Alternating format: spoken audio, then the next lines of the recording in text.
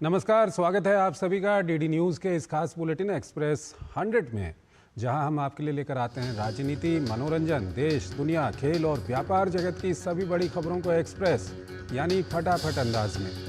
मैं हूं चंद्रशेखर जोशी। तो आइए शुरू करते हैं तेज खबरों का सिलसिला। नई दिल्ली स्थित भाजपा मुख्यालय पहुंच प्रधानमंत्री ने पार्टी के संगठन पर्व सदस्यता अभियान 2024 का शुभारंभ किया। प्रधानमंत्री पार्टी के पहले सदस्य बने। सदस्यता नवीनीकरण का सर्टिफिकेट प्रधानमंत्री को पार्टी के राष्ट्रीय अध्यक्ष जेपी नड्डा ने सौंपा।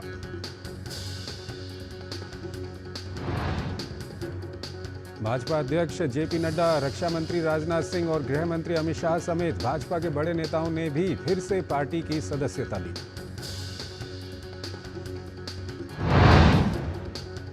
राष्ट्रीय स्तर पर यह सदस्यता अभियान 2 चरणों में पूरा होगा। पहला 2 सितंबर से 25 सितंबर तक और दूसरा 2 अक्टूबर से 15 अक्टूबर तक चलेगा। पार्टी के संविधान के मुताबिक हर 5 से 6 साल में पार्टी सदस्यों को सदस्यता नवीनीकरण कराना होता है। सदस्य बनने के लिए लोगों को मिस्ड कॉल, क्यूआर कोड और नमो ऐप की सुविधा प्रदान की गई है। पार्टी ने 10 करोड़ सदस्य बनाने का लक्ष्य रखा है। पार्टी से जुड़े नेताओं को 100 प्राथमिक सदस्य बनाने का लक्ष्य दिया गया है। 100 प्राथमिक सदस्य बनाने के बाद ही वो पार्टी का सक्रिय सदस्य बनेगा। प्रधानमंत्री ने भाजपा कार्यकर्ताओं से देश के आदिवासी, गरीब, युवाओं, महिलाओं को ज्यादा से ज्यादा संख्या में पार्टी से जोड़ने का आह्वान किया। उन्होंने कहा कि भाजपा व्यवस्था, विचार, संस्कार सभी प्रकार से लोकतांत्रिक मूल्यों को जीने वाली पार्टी है। पीएम मोदी ने कहा कि आज भाजपा के सदस्यता अभियान का एक और दौर शुरू हो रहा है। भारतीय जनसंघ से अब तक हमने देश में एक नई राजनीतिक संस्कृति लाने की कोशिश की है। पीएम मोदी ने कहा कि मुझे पूरा विश्वास है कि ये सदस्यता अभियान पुराने सारे रिकॉर्ड तोड़ेगा। उन्होंने कहा कि इसलिए हमें उस सामर्थ्य के साथ आगे बढ़ना है।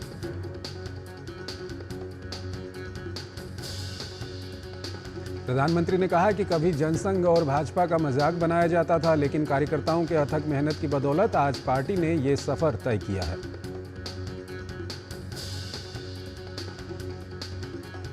प्रधानमंत्री ने कहा कि आज देश के गरीब का सबसे ज्यादा भरोसा हमारी नीतियों, निर्णयों और हमारे अपनाए हुए रास्तों से निकले नतीजों में है। प्रधानमंत्री ने कहा कि युवाओं को विकसित भारत के लक्ष्य को पूरा करने के लिए जोड़ना है, नेशन फर्स्ट के विचार से जोड़ना है। गृह मंत्री अमित शाह ने कहा कि हमारी पार्टी दुनिया की सबसे बड़ी पार्टी तो है ही, साथ ही सभी राजनीतिक दलों में एक प्रकार से अनूठी पार्टी है। कार्यक्रम में जेपी नड्डा ने कहा कि प्रधानमंत्री ने हमेशा संगठन को सर्वोपरि रखा है और संगठन प्रथम है। संगठन को जब भी जरूरत पड़ी है तो व्यवस्थाओं के बीच भी वो पार्टी को आगे बढ़ाने की चिंता करते हैं। राजनाथ सिंह ने कहा कि नेताओं की कथनी और करनी में फर्क होने की वजह से देश की राजनीति और नेताओं के ऊपर जनता का भरोसा कम हुआ है। केंद्रीय कैबिनेट की सोमवार को हुई बैठक में किसानों की आमदनी बढ़ाने और उनके जीवन में सुधार लाने के लिए 7 बड़े फैसले लिए गए। इसमें सबसे बड़ा फैसला है डिजिटल एग्रीकल्चर मिशन।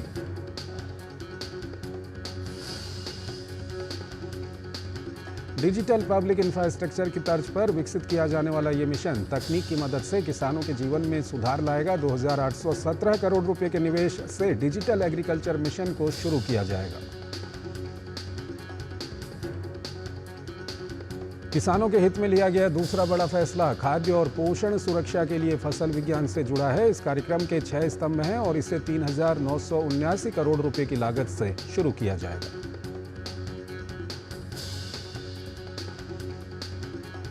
इसके अलावा कृषि, शिक्षा, प्रबंधन और समाज विज्ञान को मजबूत करने के लिए 2291 करोड़ रुपए की लागत से कार्यक्रम शुरू किया जाएगा। ये छात्रों और शोधकर्ताओं को वर्तमान चुनौतियों से निपटने में सक्षम बनाएगा। बनाएगा। कैबिनेट ने पशुधन, स्वास्थ्य, बागवानी के सतत विकास, कृषि विज्ञान केंद्र को मजबूत करने और प्राकृतिक संसाधन प्रबंधन से जुड़े महत्वपूर्ण फैसले लिए। किसानों से जुड़े 7 परियोजनाओं की कुल लागत 14,000 करोड़ रुपए है। एक जीवंत सेमीकंडक्टर इकोसिस्टम विकसित करने के उद्देश्य से केंद्रीय मंत्रिमंडल ने गुजरात के साणंद में एक सेमीकंडक्टर इकाई स्थापित करने के लिए कायन सेमीकॉन प्राइवेट लिमिटेड के प्रस्ताव को मंजूरी दी।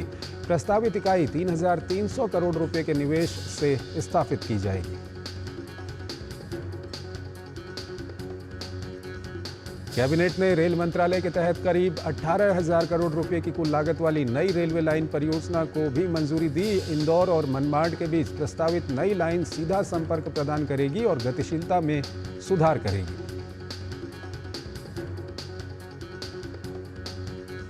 पीएम नरेंद्र मोदी मंगलवार को अपने 2 दिवसीय दौरे पर ब्रुनेई रवाना होंगे। ब्रुनेई दौरे के दौरान दोनों देशों के बीच द्विपक्षीय संबंधों और सहयोग के नए अवसरों के साथ ही महत्वपूर्ण क्षेत्रों पर भी चर्चा की जाएगी।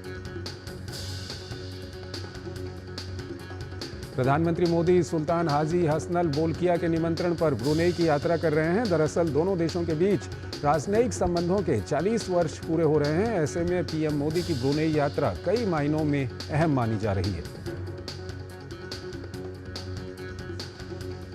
ब्रुनेई यात्रा के पहले दिन पीएम मोदी ब्रुनेई दारुस्सलाम की राजधानी बंदर सिरी बेगाव में नए चांसरी भवन का उद्घाटन करेंगे। उद्घाटन के बाद भारतीय उच्चायोग नए भवन से कार्य करेगा।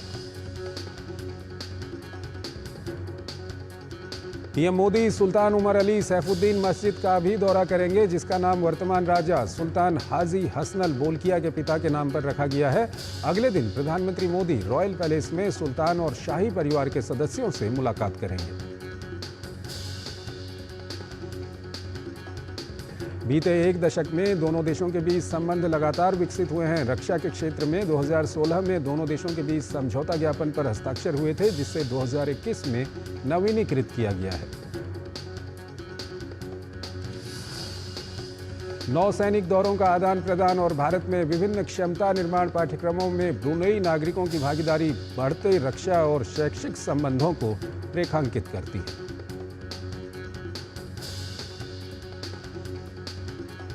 भारत की ऊर्जा सुरक्षा के संदर्भ में ब्रुनेई से व्यापार संबंध महत्वपूर्ण है। ब्रुनेई दारुस्सलाम से भारत हर साल 500 से 600 मिलियन डॉलर का कच्चा तेल आयात करता है। ब्रुनेई के बाद प्रधानमंत्री मोदी 4 और 5 सितंबर को सिंगापुर की यात्रा पर रहेंगे। सिंगापुर भारत के बीच रणनीतिक साझेदारी के 10 साल पूरे हो रहे हैं। इस मौके पर पीएम मोदी सिंगापुर के प्रधानमंत्री लॉरेंस वोंग से द्विपक्षीय मुलाकात करेंगे।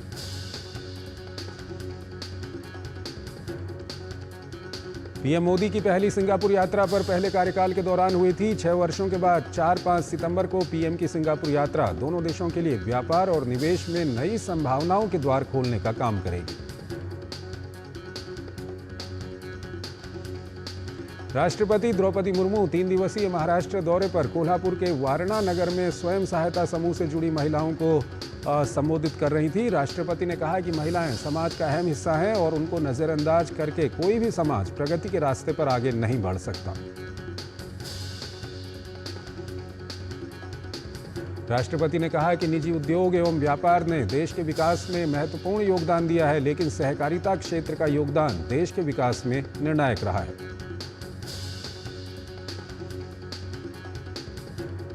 राष्ट्रपति ने केंद्र सरकार द्वारा लखपति दीदी और बेटी बचाओ बेटी पढ़ाओ जैसी पहल का जिक्र करते हुए कहा कि विकसित भारत का लक्ष्य महिलाओं को साथ लेकर ही हासिल किया जा सकता है।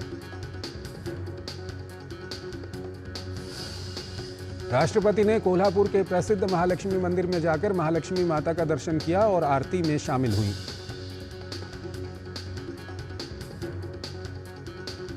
राष्ट्रीय स्वयंसेवक संघ के प्रमुख मोहन भागवत और 6 संयुक्त महासचिवों की मौजूदगी में संघ की शनिवार को केरल के पलक्कड़ में शुरू हुई 3 दिवसीय अखिल भारतीय समन्वय बैठक संपन्न हो गई है। बैठक में संघ से प्रेरित 32 संगठनों के राष्ट्रीय स्तर के नेता भी शामिल हुए। बैठक के बारे में जानकारी देते हुए राष्ट्रीय स्वयंसेवक संघ के अखिल भारतीय प्रचार प्रमुख सुनील आम्बेकर ने कहा है कि जातीय जनगणना अगर किसी डेटा और सरकारी काम के लिए हो तो ठीक है। अखिल भारतीय प्रचार प्रमुख सुनील आम्बेकर ने कहा कि जातीय जनगणना एक संवेदनशील विषय है। उन्होंने कहा कि समाज को जातियों में तोड़ना खतरनाक है। उन्होंने जातीय जनगणना का राजनीतिकरण न करने का आह्वान किया।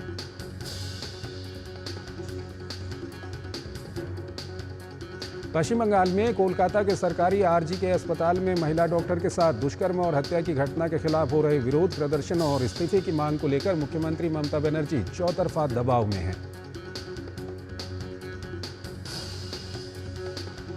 ममता सरकार के खिलाफ प्रदर्शनों का दौर जारी है। भाजपा ने सरकार से कोलकाता में शोक सभा आयोजित करने की अनुमति मांगी थी, लेकिन प्रशासन ने इनकार कर दिया।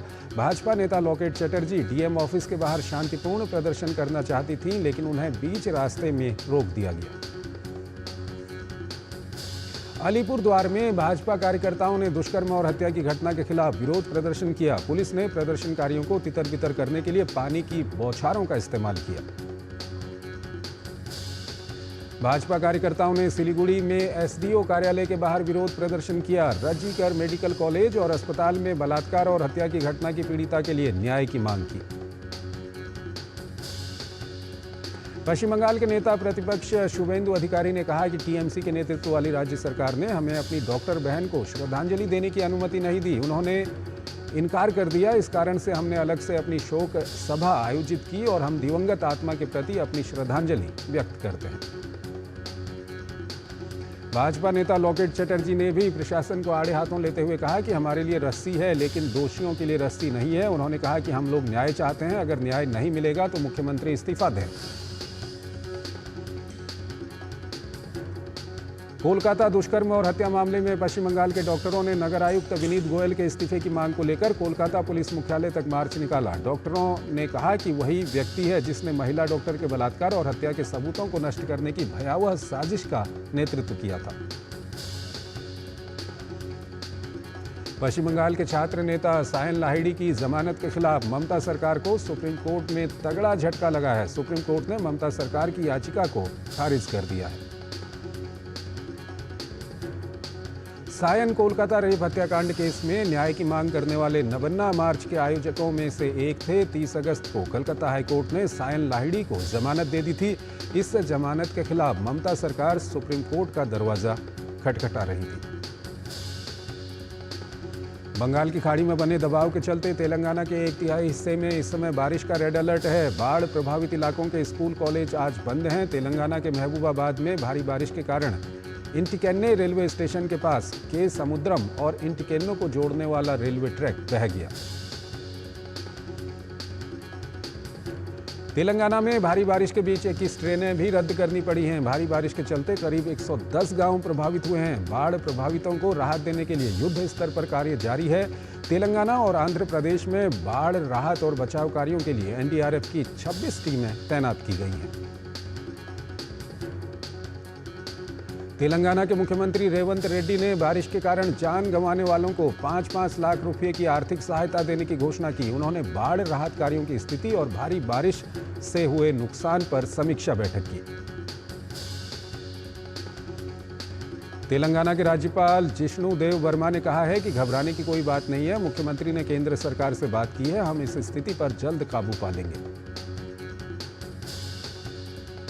आंध्र प्रदेश में अब तक बाढ़ के चलते 9 लोगों की मौत हो गई है। सभी प्रभावित जिलों में नियंत्रण कक्ष और टोल फ्री नंबर स्थापित किए गए हैं। नोडल अधिकारियों को लगातार राहत प्रयासों की निगरानी करने के लिए भी नियुक्त किया गया है। एक छोटा सा ब्रेक। शादी का किचन महके जहां, गोल्डी किचन किंग मसाले हो वहां। गोल्डी लाए हैं फ्रेश लॉक टेक्नोलॉजी जो रखे मसालों को हर समय फ्रेश। अरे ऋषि आज स्कूल नहीं गए? 3 महीने से फीस नहीं भर पाई तो निकाल दिया स्कूल ने। कहीं आपके बाद आपके बच्चों के सपने न टूट जाएं। आज ही लीजिए पॉलिसी बाजार पे 2 करोड़ का टर्म लाइफ इंश्योरेंस, सिर्फ 690 रुपए महीने से शुरू।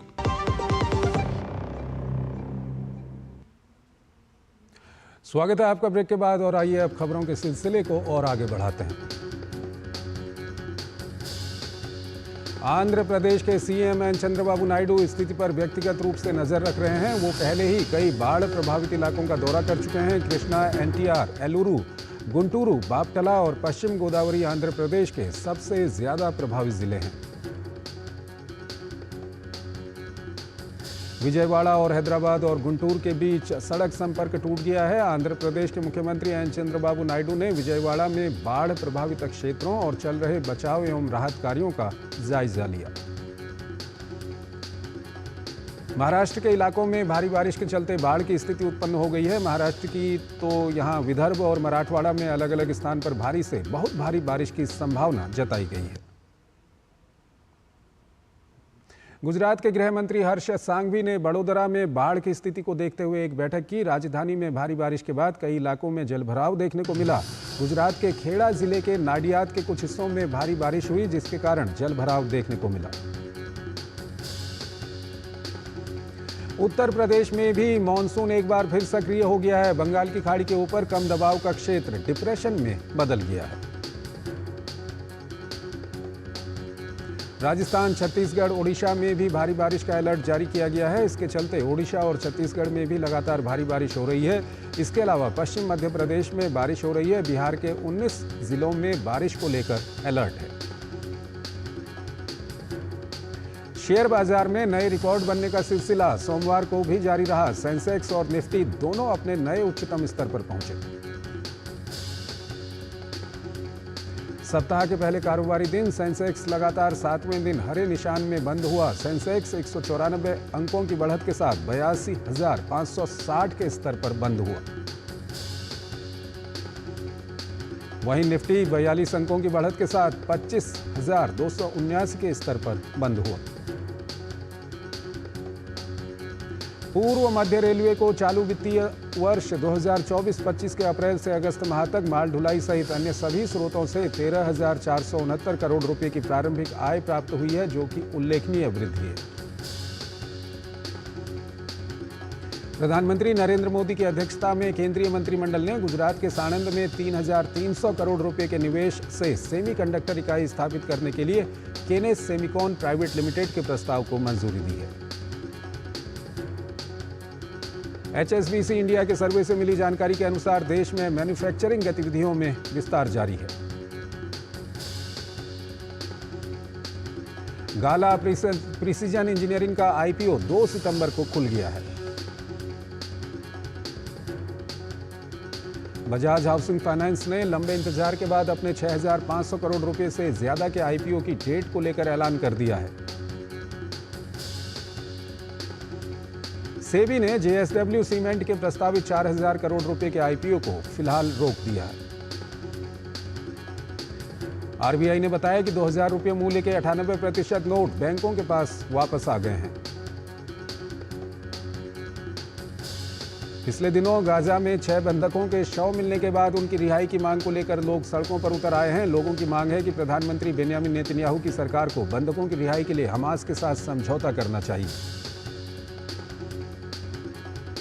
प्रदर्शनकारी तेल अवीव, यरूशलेम और अन्य कई शहरों में इजरायली झंडा अपने हाथों में लेकर निकले। इस बीच लेबर कोर्ट ने हड़ताल रोक दी है। युद्ध विराम का विरोध कर रहे एक मंत्री बेजलेल स्मोट्रिच की याचिका पर अदालत ने यह फैसला सुनाया है। अमेरिकी राष्ट्रपति जो बाइडेन ने कहा है कि बंधकों की रिहाई के लिए समझौते तक पहुंचने का हर संभव प्रयास किया जा रहा है।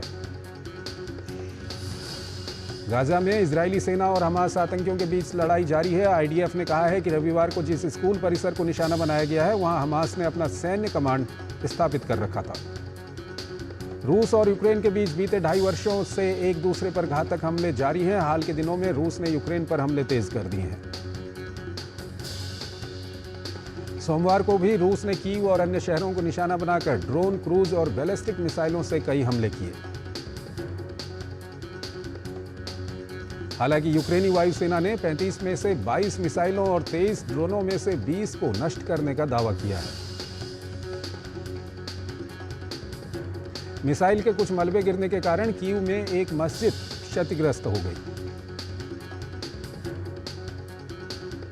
उधर यूक्रेन ने भी रूस के बेलगोरोड शहर पर ड्रोन हमले किए। प्रांत के गवर्नर ने हमले की जानकारी देते हुए कहा कि यूक्रेनी हमले के कारण छोटे बच्चों का एक स्कूल पूरी तरह क्षतिग्रस्त हो गया है। इस बीच राष्ट्रपति व्लादिमीर पुतिन ने कहा है कि कुर्स्क क्षेत्र में यूक्रेनी सेना की घुसपैठ पूर्वी यूक्रेन में रूसी सेना की बढ़त को प्रभावित नहीं कर पाएगी। उन्होंने कहा, पूर्वी यूक्रेन में रूसी सेना की तेज बढ़त इस बात का सबूत है कि कुर्स्क क्षेत्र में यूक्रेनी सेना विफल हो गई है। हालांकि यूक्रेन के राष्ट्रपति ज़ेलेंस्की ने कहा है कि कुर्स्क क्षेत्र में उनकी सेना ने अपना लक्ष्य हासिल कर लिया है। उन्होंने कहा कुर्स्क घुसपैठ से पूर्व में पोक्रोवस्क मोर्चे पर दबाव कम करने में मदद मिल सकती है, लेकिन अभी तक स्थिति कठिन है।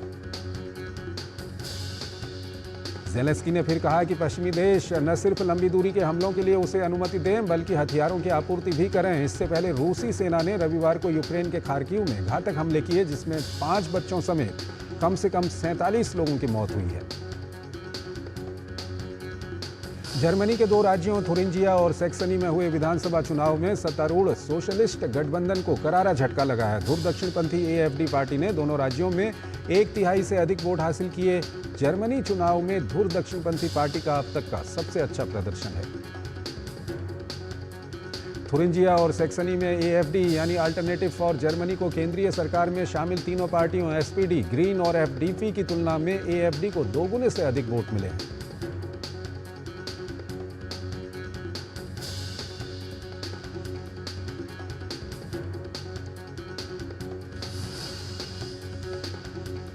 और इस वक्त एक बड़ी खबर आ रही है। बाड़मेर में एक फाइटर जेट क्रैश हो गया है। ये खबर इस वक्त आ रही है।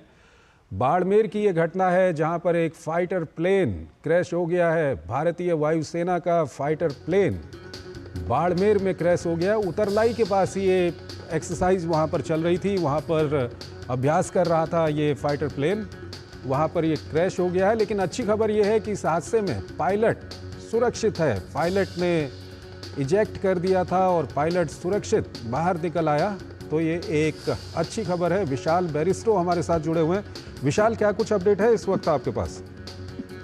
देखिए चंद्रशेखर, ये जो क्रैश हुआ है ये करीब रात के 10 बजे रिपोर्ट किया गया है और जबरदस्त धमाके की आवाज हुई। उसके बाद कलेक्टर और SP और आला अधिकारी बाड़मेर के मौके पर पहुंच गए हैं और SP बाड़मेर के हवाले से बताया जा रहा है कि ये क्रैश हुआ है उतरलाई एयरबेस के पास और एयरफोर्स ने इसको कंफर्म किया है। MiG-29 विमान ये था और ये रूटीन नाइट एक्सरसाइज थी।